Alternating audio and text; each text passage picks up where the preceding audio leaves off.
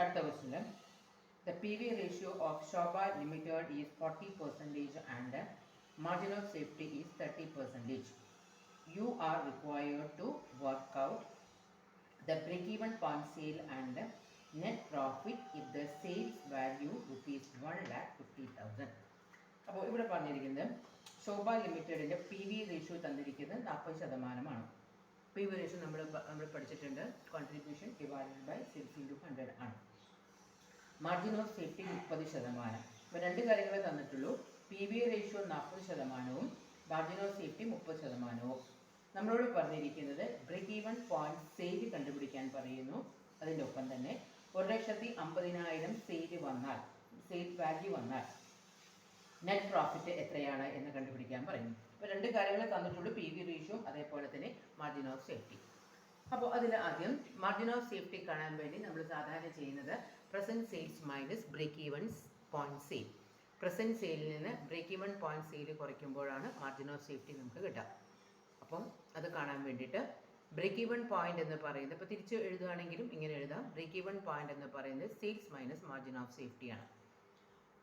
ശരിക്കുള്ള equation margin of safety എന്ന് പറയുന്നത് present sale minus break even point sale. Break even point കണ്ടുപിടിക്കാൻ ഇങ്ങനെ തിരിച്ച് എഴുതാം, സെയിൽസിൽ നിന്ന് മാർജിൻ ഓഫ് സേഫ്റ്റി കുറയ്ക്കാം. അപ്പോൾ സെയിൽസ് നമുക്ക് തന്നിരിക്കുന്നത്, ക്വസ്റ്റ്യനിൽ തന്നിരിക്കുന്നുണ്ട് 1,50,000 സെയിൽസ് തന്നിരിക്കുന്നത്. അതിൽ നിന്ന് മാർജിൻ ഓഫ് സേഫ്റ്റി കുറയ്ക്കാം. അപ്പോൾ മാർജിൻ ഓഫ് സേഫ്റ്റി ക്വസ്റ്റ്യനിൽ തന്നിരിക്കുന്നത് 30% എന്നാണ്. അപ്പോൾ 1,50,000-ൻ്റെ 30% ആയിരിക്കും മാർജിൻ ഓഫ് സേഫ്റ്റി. ക്വസ്റ്റ്യനിൽ മാർജിൻ ഓഫ് സേഫ്റ്റി 30% എന്ന് തന്നിട്ടുണ്ട്. അപ്പോൾ 1,50,000-ൻ്റെ 30% കാണുക, അതായത് 45,000. ആ 45,000 ആയിരിക്കും ഇവിടുത്തെ മാർജിൻ ഓഫ് സേഫ്റ്റി. അപ്പോൾ 1,50,000 തന്നിരിക്കുന്ന സെയിലിൽ നിന്ന് മാർജിൻ ഓഫ് സേഫ്റ്റി 30%, അതായത് മാർജിൻ ഓഫ് സേഫ്റ്റി എന്ന് ഇവിടെ കാൽക്കുലേറ്റ് ചെയ്യുന്നത് 1,50,000-ൻ്റെ 30%, അതായത് 45,000. ആ 45,000 കുറയ്ക്കുമ്പോൾ നമുക്ക് കിട്ടുന്ന എമൗണ്ട് 1,05,000. ഈ 1,05,000 ആയിരിക്കും ഇവിടുത്തെ ബ്രേക്ക് ഈവൻ പോയിന്റ്. അപ്പോൾ ഈ തന്നിരിക്കുന്ന ക്വസ്റ്റ്യനിൽ രണ്ട് കാര്യങ്ങളേ ഉള്ളൂ, തന്നിരിക്കുന്നത് ഇത്രയേ ഉള്ളൂ. ഇത് അതായത് നമ്മളോട് പറഞ്ഞിട്ടുണ്ട് P V ratio 40%, margin of safety 30%, അത് മാത്രമേ തന്നിട്ടുള്ളൂ. അപ്പോൾ ആദ്യം കണ്ടുപിടിക്കാൻ പറഞ്ഞിരിക്കുന്നത് ബ്രേക്ക് ഈവൻ പോയിന്റ് സെയിലാണ്. ബ്രേക്ക് ഈവൻ പോയിന്റ് കണ്ടുപിടിക്കാൻ നമുക്ക് അറിയാം, വേറൊരു ഫോർമുല വെച്ചിട്ടാണ് നമ്മൾ എടുത്തിരിക്കുന്നത്. അതായത് മാർജിൻ ഓഫ് സേഫ്റ്റി കാണാൻ സെയിൽസിൽ നിന്ന് ബ്രേക്ക് ഈവൻ പോയിന്റ് സെയിൽ കുറയ്ക്കുക. ബ്രേക്ക് ഈവൻ പോയിന്റ് കണ്ടുപിടിക്കാൻ സെയിലിൽ നിന്ന് മാർജിൻ ഓഫ് സേഫ്റ്റി കുറച്ചാലും നമുക്ക് ബ്രേക്ക് ഈവൻ പോയിന്റ് കിട്ടും. അപ്പോൾ അങ്ങനെ ചെയ്യുമ്പോൾ സെയിൽസ് 1,50,000 ക്വസ്റ്റ്യനിൽ തന്നിട്ടുണ്ട്. അതിൽ നിന്ന് മാർജിൻ ഓഫ് സേഫ്റ്റി 30% എന്നാണ് പറഞ്ഞിരിക്കുന്നത്, ക്വസ്റ്റ്യനിൽ പറഞ്ഞിരിക്കുന്നത്. സെയിലിൻ്റെ 30% ആയിരിക്കും മാർജിൻ ഓഫ് സേഫ്റ്റി. അപ്പോൾ സെയിൽ 1,50,000-ൻ്റെ 30% കാൽക്കുലേറ്റ് ചെയ്തെടുക്കുക, 1,05,000. അതാണ് ഇവിടുത്തെ ബ്രേക്ക് ഈവൻ പോയിന്റ്. ഇനി രണ്ടാമത് നമ്മളോട് ചോദിച്ചിരിക്കുന്നത്, അതായത് പ്രോഫിറ്റ് ആണ് ചോദിച്ചിരിക്കുന്നത്. സെയിൽ 1,50,000 ആയിക്കഴിഞ്ഞാൽ എത്രത്തോളമാണ് പ്രോഫിറ്റ് എന്ന് കണ്ടുപിടിക്കാൻ പറയുന്നു. അപ്പോൾ പ്രോഫിറ്റ് കണ്ടുപിടിക്കാൻ വേണ്ടിയിട്ട് നമുക്ക് ഇങ്ങനെ ചെയ്യാം. മാർജിൻ ഓഫ് സേഫ്റ്റി എന്ന് പറയുന്നത് സാധാരണ എഴുതുന്നത് profit divided by P V ratio, അതാണ് നമ്മൾ ഉപയോഗിക്കുന്ന ഫോർമുല മാർജിൻ ഓഫ് സേഫ്റ്റി കണ്ടുപിടിക്കാൻ വേണ്ടിയിട്ട്. അപ്പോൾ അങ്ങനെ പറയുമ്പോൾ ഇതിൽ നമുക്ക് അറിയുന്നത് മാർജിൻ ഓഫ് സേഫ്റ്റി എമൗണ്ട് അറിയാം, പ്രോഫിറ്റാണ് നമുക്ക് കണ്ടുപിടിക്കേണ്ടത്, പി വി റേഷ്യോ നമുക്ക് അറിയാം. അപ്പോൾ ഇത് ഫില്ല് ചെയ്യുമ്പോൾ മാർജിൻ ഇക്വേഷൻ ഇങ്ങനെയാണ്, പ്രോഫിറ്റാണ് കണ്ടുപിടിക്കേണ്ടത്, പക്ഷേ നമ്മൾ ഈ ഫോർമുല വെച്ചിട്ടാണ് പ്രോഫിറ്റ് കണ്ടുപിടിക്കുന്നത്. മാർജിൻ ഓഫ് സേഫ്റ്റി എന്ന് പറയുന്നത് profit divided by P V ratio. Margin of safety എന്ന് പറയുന്നത് ഇപ്പോൾ നമ്മൾ കണ്ടുപിടിച്ചു, അതായത് 45,000, അതായത് 1,50,000-ൻ്റെ 30% മാർജിൻ ഓഫ് സേഫ്റ്റി. അപ്പോൾ നമ്മൾ മാർജിൻ ഓഫ് സേഫ്റ്റീൻ്റെ നേരെ, അതായത് അതിൻ്റെ താഴെ 45,000, അതായത് 1,50,000-ൻ്റെ 30% കാൽക്കുലേറ്റ് ചെയ്ത് എടുത്തു. ഈസ് ഈക്വൽ ടു പി നമുക്ക് അറിയില്ല, അപ്പോൾ പി അങ്ങനെ തന്നെ കിട്ടു, divided by P V ratio നമുക്കറിയാം, അതായത് 40/100. അപ്പോൾ ഇത് ചെയ്യുമ്പോൾ ഇതിൽ പ്രോഫിറ്റാണ് നമുക്ക് കണ്ടുപിടിക്കേണ്ടത്. പ്രോഫിറ്റ് എന്ന് എഴുതി, പ്രോഫിറ്റ് അതായത് പി എന്ന് പറയുന്നത് ഇത് ക്രോസ് മൾട്ടിപ്ലിക്കേഷൻ ചെയ്യുമ്പോൾ നമുക്ക് എങ്ങനെയാണ് കിട്ടുന്നത്, 45,000 ഇൻറ്റു 40/100. കാരണം ഈ 40/100 എന്നത് നമ്മൾ ക്രോസ് മൾട്ടിപ്ലിക്കേഷനാണ്. പി മാത്രമേ നമുക്ക് വേണ്ടതുള്ളൂ. ആ പി കിട്ടാൻ വേണ്ടിയിട്ട് 45,000 ഇൻറ്റു 40, ഈ 40/100 ഇപ്പോഴത്തെ സൈഡിലേക്ക് കൊണ്ടുവരണം, ഇൻറ്റു ചെയ്ത് കൊണ്ടുവരണം.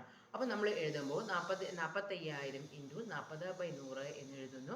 അപ്പോൾ നമുക്ക് കിട്ടുന്ന 18,000 അതാണ് ഇവിടുത്തെ പ്രോഫിറ്റ്.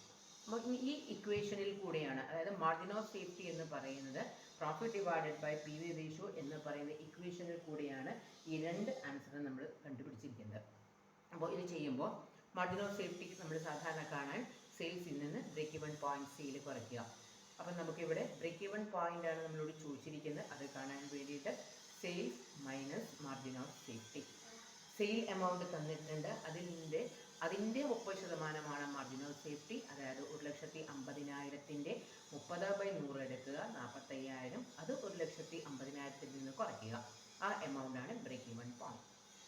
ഇനി ചോദിച്ചിരിക്കുന്നത് പ്രോഫിറ്റ് ആണ് ചോദിച്ചിരിക്കുന്നത്. അതായത് സെയിൽ 1,50,000 ആണെങ്കിൽ എത്രയാണ് പ്രോഫിറ്റ് എന്ന് കണ്ടുപിടിക്കാൻ പറയുന്നു. അപ്പോൾ മാർജിൻ ഓഫ് സേഫ്റ്റി കണ്ടുപിടിക്കാനുള്ള formula P divided by P V ratio ആണ്. അതിൽ നിന്ന് പി മാത്രം നമ്മൾ വേർതിരിച്ചെടുക്കുകയാണ്. അപ്പോൾ ബാക്കിയെല്ലാം നമുക്ക് അറിയാം. മാർജിൻ ഓഫ് സേഫ്റ്റി 45,000 ആണ്. പി ആണ് നമുക്ക് കണ്ടുപിടിക്കേണ്ടത്. പി വി റേഷ്യോ നമുക്കറിയാം 40/100.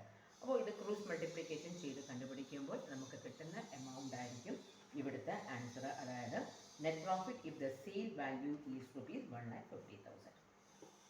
ഇതാണ് നമ്മൾ ചെയ്യുന്നത്. ഇനി ഇതേപോലെ തന്നെ വേറൊരു ക്വസ്റ്റ്യൻ ആണ് അടുത്ത് പറയുന്നത്. ഈ ക്വസ്റ്റ്യൻ്റെ ഇങ്ങനെയാണ് തന്നിരിക്കുന്നത്. അതായത് the budgeted sales and variable cost results of Travancore limited as follows. നമുക്ക് തന്നിരിക്കുന്നത് ഇങ്ങനെയൊക്കെയാണ്. 5 പ്രൊഡക്റ്റാണുള്ളത്. A B C D E അങ്ങനെ 5 പ്രൊഡക്റ്റ് തന്നിട്ടുണ്ട്. ഓരോന്നിൻ്റെയും സെയിൽസ് റുപ്പീസിൽ തന്നിട്ടുണ്ട്. അതായത് A B C D E എന്ന് പറയുന്ന 5 പ്രൊഡക്റ്റിൻ്റെയും സെയിൽ റുപ്പീസിലാണ് നമുക്ക് തന്നിരിക്കുന്നത്. വേരിയബിൾ കോസ്റ്റ് ആണ് അടുത്ത് തന്നിരിക്കുന്നത്. ബ്രാക്കറ്റിൽ എഴുതിയിട്ടുണ്ട് പെർസെൻറ്റേജ് ഓഫ് സെയിൽ. സെയിലിൻ്റെ പെർസെൻറ്റേജ് ആയിട്ടാണ് നമുക്ക് വേരിയബിൾ കോസ്റ്റ് തന്നിരിക്കുന്നത്. അതായത് ഓരോന്നിനും നേരെ പ്രൊഡക്റ്റ് എയിൽ വേരിയബിൾ കോസ്റ്റ് 60%, പ്രൊഡക്റ്റ് ബിയിൽ 65% variable cost, D 50%, C 50%, D 75%, E 80%. അപ്പോൾ 3 കാര്യങ്ങൾ തന്നിരിക്കുന്നു. 5 പ്രൊഡക്റ്റും അതിന് നേരെ സെയിൽ തന്നിട്ടുണ്ട് റുപ്പീസിന്.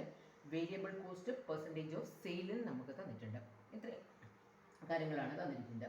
അതിന് താഴെ പറഞ്ഞിരിക്കുന്നു fixed cost for the period R ₹90,000. ഇതിൽ 90,000 ഒരു പീരീഡിൻ്റെ ഫിക്സഡ് കോസ്റ്റ് എന്ന് പറയുന്നത് 90,000 ആണ്. ഓരോ പ്രൊഡക്റ്റിനും സെപ്പറേറ്റ് ആയിട്ടല്ല തന്നിരിക്കുന്ന, ആ പെർട്ടിക്കുലർ പീരീഡിനുള്ള ഫിക്സഡ് കോസ്റ്റ് 90,000 ആണ് എന്ന് പറഞ്ഞിരിക്കുന്നു. ഇനി ചോദിച്ചിരിക്കുന്നത് show the amount of expected loss.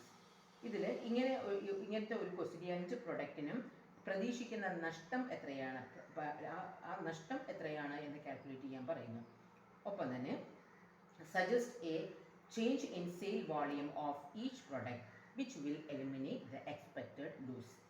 അതായത് ഈ പറയുന്ന ലോസാണ് ഉണ്ടാവുന്നത് എന്ന് തന്നെയാണ് ആദ്യം പറഞ്ഞിരിക്കുന്നത്. ആ ലോസ് കണ്ടുപിടിച്ച് കഴിഞ്ഞാൽ ആ ലോസ് എലിമിനേറ്റ് ചെയ്യാൻ, ഒഴിവാക്കാൻ വേണ്ടിയിട്ട് എത്ര സെയിൽ വോളിയം ആണ് ഓരോ പ്രൊഡക്റ്റും കമ്പനി, അതായത് 5 പ്രൊഡക്റ്റ് ആണല്ലോ, ആ 5 പ്രൊഡക്റ്റിനും ഓരോ പ്രൊഡക്റ്റും എത്രത്തോളമാണ് സെയിൽ വോളിയം ഉണ്ടാക്കേണ്ടത് എന്ന് ചോദിച്ചിട്ടുണ്ട്. അപ്പോൾ ഇങ്ങനെ ഒരു പ്രോബ്ലം കിട്ടിക്കഴിഞ്ഞാൽ നമ്മൾ ചെയ്യുന്നത് ഈ 5 പ്രൊഡക്റ്റിൻ്റെ നമ്മൾ ഒരുമിച്ചിട്ടാണ് ചെയ്യുന്നത്. അപ്പോൾ അത് വരയ്ക്കുമ്പോൾ ഒരു മാർജിനൽ കോസ്റ്റ് സ്റ്റേറ്റ്മെൻ്റ് ആണ് നമ്മൾ വരയ്ക്കുന്നത്. അത് വരയ്ക്കുമ്പോൾ ഈ 5 പ്രൊഡക്റ്റിൻ്റെയും കൂടി ഒരുമിച്ച് ചെയ്യാൻ വേണ്ടിയിട്ട് ഒരു ആദ്യം തന്നെ മാർജിനൽ കോസ്റ്റ് സ്റ്റേറ്റ്മെൻറ്റ് എന്ന് എഴുതുക. എന്നിട്ട് ഒരു പെർട്ടിക്കുലേഴ്സ് എഴുതാൻ വേണ്ടിയുള്ള ഒരു കോളം വേണം. A B C D E total column, ഇത്രയും കോളംസ് വേണം. എമൗണ്ട് കോളം എന്ന രീതിയിൽ ഈ രീതിയിലാണ് നമുക്ക് വേണ്ടത്. അപ്പോൾ ഒരു പെർട്ടിക്കുലേഴ്സ് കോളം വേണം. A B C D E total എന്ന് പറയുന്ന അത്രയും 6 കോളവും നമുക്ക് എമൗണ്ട് കോളമായിട്ട് വേണം. അപ്പോൾ നമ്മൾ ഇതിന് മുമ്പ് പഠിച്ചിട്ടുണ്ട് മാർജിനൽ കോസ്റ്റ് സ്റ്റേറ്റ്മെൻറ്റ് തയ്യാറാക്കാൻ സെയിൽസിൽ നിന്ന് വേരിയബിൾ കോസ്റ്റ് കുറയ്ക്കുക. അപ്പോൾ നമുക്ക് കോൺട്രിബ്യൂഷൻ കിട്ടും. ആ കോൺട്രിബ്യൂഷനിൽ ഫിക്സഡ് കോസ്റ്റ് കുറയ്ക്കുമ്പോൾ നമുക്ക് കിട്ടുന്നതാണ് പ്രോഫിറ്റ് എന്ന് നമ്മൾ പഠിച്ചിട്ടുണ്ട്. ഇനി അതല്ല മൈനസ് എമൗണ്ടിലാണ് അത് കിട്ടുന്നത് എങ്കിൽ അത് ലൂസ് എന്ന് നമ്മൾ പറയും. അപ്പോൾ മാർജിനൽ കോസ്റ്റ് സ്റ്റേറ്റ്മെൻറ്റ് ഈ പറയുന്ന 5 പ്രൊഡക്റ്റിൻ്റെയും നമ്മൾ തയ്യാറാക്കി എടുക്കണം. അപ്പോൾ ആദ്യം നമ്മൾ സെയിൽസ് എഴുതുന്നു. തന്നിരിക്കുന്ന സെയിൽസ് എമൗണ്ട്, അതായത് A B C D E എന്ന് പറയുന്ന അത്രയും പ്രൊഡക്റ്റുകളിൽ എത്രയാണ് സെയിൽ വന്നത് എങ്കിൽ, സെയിൽ തന്നത് എങ്കിൽ അത് ഓരോന്നും നേരെ എഴുതുക. എന്നിട്ട് അതിൻ്റെ ടോട്ടൽ, അതായത് ഈ 5 പ്രൊഡക്റ്റിനും വന്നിരിക്കുന്ന സെയിലിൻ്റെ ടോട്ടൽ കോളത്തിലും എഴുതി. അപ്പോൾ സെയിൽ എയുടെ നേരെ 50,000, ബി 80,000, സി 40,000, ഡി 60,000, ഇ 30,000. എന്നിട്ട് അതിൻ്റെ ടോട്ടൽ കോളത്തിലും എഴുതി. ഇനി less variable cost. Variable cost പറഞ്ഞിരിക്കുന്നത് പെർസെൻറ്റേജ് ഓഫ് സെയിലിൻ്റെയാണ്, സെയിലിൻ്റെ അടിസ്ഥാനത്തിലാണ് നമുക്ക് തന്നിരിക്കുന്നത്. അപ്പോൾ ഓരോന്നും കണ്ടുപിടിക്കണം. ലെസ് വേരിയബിൾ കോസ്റ്റ് എന്ന് എഴുതിയിട്ട് എ പ്രൊഡക്റ്റിൻ്റെ സെയിൽ 50,000 ആണ്, അതിൻ്റെ 60% എന്നാണ് പറഞ്ഞിരിക്കുന്നത് ക്വസ്റ്റ്യനിൽ. അപ്പോൾ അതിൻ്റെ 60% എഴുതുക, അത് വേരിയബിൾ കോസ്റ്റിന് നേരെ എഴുതുക. ബിയിലാണെങ്കിൽ 65%, അതായത് 80,000 രൂപയാണ് ബി പ്രൊഡക്റ്റിൻ്റെ സെയിൽ, അതിൻ്റെ 65% കാൽക്കുലേറ്റ് ചെയ്തെടുക്കുക. സി 40,000 ആണ്, അതിൻ്റെ 50% കാൽക്കുലേറ്റ് ചെയ്യുക. ഡി 60,000 ആണ്, അതിൻ്റെ 75% കാൽക്കുലേറ്റ് ചെയ്തെടുക്കുക. ഇ 30,000 ആണ്, അതിൻ്റെ 80% കാൽക്കുലേറ്റ് ചെയ്തെടുക്കുക. എന്നിട്ട് ഈ വേരിയബിൾ കോസ്റ്റ് ഇപ്പോൾ എഴുതിയത്, ഓരോ പ്രൊഡക്റ്റിൻ്റെയും എഴുതിയത്, അത് ടോട്ടൽ കോളത്തിൽ, അതിൻ്റെ ടോട്ടൽ കോളത്തിൽ എഴുതുക. മാർജിനൽ കോസ്റ്റ് സ്റ്റേറ്റ്മെൻറ്റ് നമുക്കറിയാം, സെയിൽസിൽ നിന്ന് വേരിയബിൾ കോസ്റ്റ് കുറയ്ക്കുമ്പോൾ കിട്ടുന്നത് കോൺട്രിബ്യൂഷൻ ആണ്. അപ്പോൾ കോൺട്രിബ്യൂഷൻ കാൽക്കുലേറ്റ് ചെയ്ത് എടുക്കണം. കോൺട്രിബ്യൂഷൻ എന്ന് പറയുമ്പോൾ അത് ഇതേപോലെ തന്നെ ഓരോ പ്രൊഡക്റ്റിൻ്റെയും സെയിലിൽ നിന്ന് വേരിയബിൾ കോസ്റ്റ് കുറയ്ക്കുക, അപ്പോൾ നമുക്ക് കോൺട്രിബ്യൂഷൻ കിട്ടും. അപ്പോൾ അങ്ങനെ കോൺട്രിബ്യൂഷൻ്റെ നേരെ അതെല്ലാം ആ എമൗണ്ടുകൾ കിട്ടുന്നത് ഓരോന്നും എടുത്ത് എഴുതുക. എന്നിട്ട് അതിൻ്റെ ടോട്ടലും നമ്മൾ ടോട്ടൽ കോളത്തിൽ കാണിക്കുക. ഇനി ഫിക്സഡ് കോസ്റ്റ്, ഒരു പീരീഡിൻ്റെ ഫിക്സഡ് കോസ്റ്റ് എന്നാണ് പറഞ്ഞത്, ഒരു പ്രൊഡക്റ്റിന് പ്രത്യേകം തന്നിട്ടില്ല. അപ്പോൾ തന്നിരിക്കുന്ന ഫിക്സഡ് കോസ്റ്റ് 90,000 ആണ്, അത് ടോട്ടൽ കോളത്തിൽ എഴുതുക. അപ്പോൾ നമുക്കറിയാം കോൺട്രിബ്യൂഷൻ ഇപ്പോൾ കിട്ടിയ ടോട്ടൽ 89,000 ആണ്, അതിൽ നിന്ന് ഫിക്സഡ് കോസ്റ്റ് കുറയ്ക്കണം. അപ്പോൾ 89 ആണ് കോൺട്രിബ്യൂഷൻ, ഫിക്സഡ് കോസ്റ്റ് 90,000 ആണ്. അപ്പോൾ അത് മൈനസ് സൈൻ ആണ് വരുന്നത്.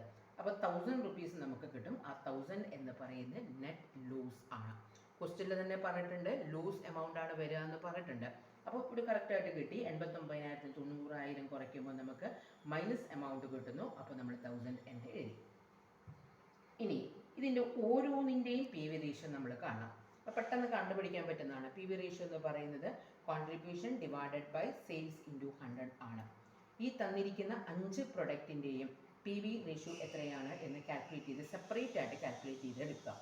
അങ്ങനെ പറയുമ്പോൾ എയുടെ പി വി റേഷ്യോ കാണാനുള്ള ഫോർമുല C/S ഇൻറ്റു 100. അപ്പോൾ എയുടെ നോക്കുകയാണെങ്കിൽ ഇപ്പോൾ ആ ചാർട്ട് നോക്കിയാൽ നമുക്ക് പെട്ടെന്ന് കണ്ടുപിടിക്കാൻ പറ്റും. കോൺട്രിബ്യൂഷൻ 20,000 ആണ് എ പ്രൊഡക്റ്റിൻ്റെ, അവിടുത്തെ സെയിൽസ് എന്ന് പറയുന്നത് 50,000 ആണ് ഇൻറ്റു 100. അപ്പോൾ ഓരോ പ്രൊഡക്റ്റിൻ്റെയും സെപ്പറേറ്റ് ആയിട്ട് പി വി റേഷ്യോ എത്രയാണ് എന്ന് കണ്ടുപിടിക്കുക. അപ്പോൾ നമുക്ക് കിട്ടുന്നത് എയുടെ P V ratio 40%, B 35%, C 50%, D 25%, E 20%. ഇത്രയും നമുക്ക് പി വി റേഷ്യോ എത്രയാണ് എന്ന് കിട്ടും. ഇനി അടുത്ത് ചോദിച്ചിരിക്കുന്നത് sale volume required to eliminate loss. 1000 രൂപയാണ് ലൂസ് എന്ന് പറഞ്ഞു. ഈ 1000 രൂപ ഒഴിവാക്കാൻ വേണ്ടിയിട്ട് എത്ര സെയിൽ വോളിയമാണ് കമ്പനി ഉൽപ്പാദിപ്പിക്കേണ്ടത്, അതാണ് നമ്മൾ കണ്ടുപിടിക്കേണ്ടത്. ചോദിച്ചിരിക്കുന്നത് അതാണ്. അപ്പോൾ അത് കാണാൻ വേണ്ടിയിട്ട്, അതായത് sale volume required to eliminate loss കണ്ടുപിടിക്കാനുള്ള formula net loss divided by P V ratio. Net loss divided by P V ratio. സാധാരണ നമ്മൾ ചെയ്യുന്നത് profit divided by P V ratio എന്ന് വെച്ചിട്ടായിരുന്നു. ഇവിടെ പ്രോഫിറ്റ് അല്ല, ലൂസ് ആണ്. അതുകൊണ്ട് നമ്മൾ ചെയ്യുന്നു net loss divided by P V ratio. എന്നിട്ട് ഓരോ പ്രൊഡക്റ്റിൻ്റെയും ഇത് കണ്ടുപിടിക്കണം, അതായത് net loss divided by P V ratio കണ്ടുപിടിക്കണം. അപ്പോൾ എയുടെ കണ്ടുപിടിക്കുമ്പോൾ sale volume required to eliminate loss കണ്ടുപിടിക്കാൻ എയുടെ കണ്ടുപിടിക്കുമ്പോൾ നെറ്റ് ലൂസ് എല്ലാത്തിലും ഒന്ന് തന്നെയാണ്, 1000 തന്നെയാണ്. 1000 divided by P V ratio 40/100. ബിയുടെ ആണെങ്കിൽ നെറ്റ് ലൂസ്, അതായത് 1000 divided by P V ratio ബിക്ക് കിട്ടിയിരിക്കുന്നത് 35%. അങ്ങനെ ഓരോന്നിൻ്റെയും കാണുക. സി ആണെങ്കിൽ 1000 ഡിവൈഡഡ് ബൈ 50/100, അതായത് 50% പി വി റേഷ്യോ. ഡി ആണെങ്കിൽ 25%, അപ്പോൾ 1000 ഡിവൈഡഡ് ബൈ 25/100. ഇ ആണെങ്കിൽ 1000 ഡിവൈഡഡ് ബൈ 20/100. അങ്ങനെ ഓരോന്നും സെപ്പറേറ്റ് ആയിട്ട് കണ്ടുപിടിക്കാം. അപ്പോൾ ഈ ക്വസ്റ്റ്യനിൽ ചോദിച്ചിരിക്കുന്നത് ഇത്രയേ ഉള്ളൂ. ഈ കമ്പനിക്ക് ലൂസ് ഉണ്ടായാൽ ആ ലൂസ് എങ്ങനെ അത് ഒഴിവാക്കുന്നതിന് വേണ്ടി, എലിമിനേറ്റ് ചെയ്യുന്നതിന് വേണ്ടിയിട്ട് എത്ര സെയിൽ വോളിയമാണ് കമ്പനി ഉൽപ്പാദിപ്പിക്കേണ്ടത്. അപ്പോൾ അത് കണ്ടുപിടിക്കാൻ വേണ്ടി നമ്മൾ ആദ്യം പി വി റേഷ്യോ ഓരോ പ്രൊഡക്റ്റിൻ്റെയും സെപ്പറേറ്റ് ആയിട്ട് കണ്ടുപിടിക്കുന്നു. അതിൻ്റെ ഒപ്പം തന്നെ ഇവിടെ sale volume required to eliminate loss കണ്ടുപിടിക്കാൻ സാധാരണ നമ്മൾ profit divided by P V ratio എന്നാണ് എഴുതുന്നതെങ്കിൽ ഇവിടെ net loss divided by P V ratio എന്ന് എഴുതാം. ഇതാണ് നമ്മളിവിടെ ചെയ്യുന്നത്.